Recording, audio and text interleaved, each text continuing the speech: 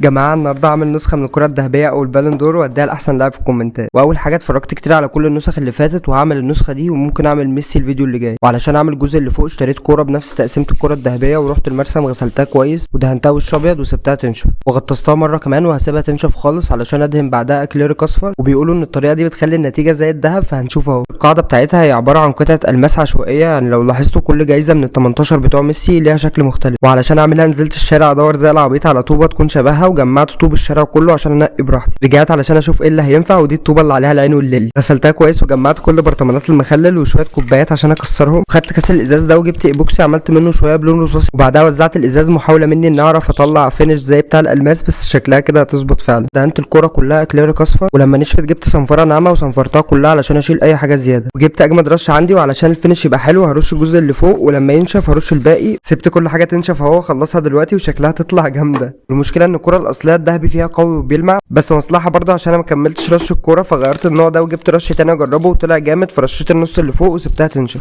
والقاعده برضه الازاز نشف وبقت شبهها جدا بس عملت شويه ايبوكسي وحطيت عليه ازاز مكسور والرمل اللي كان باقي وخلصت كل برطمانات البيت واي كوبايه شاي تيجي قدامي علشان اعمل كسر ازاز وخلطته بالايبوكسي علشان اكمل اخر جنب وحطيت شويه ملح وفلفل وسبتها شهرين تنشف.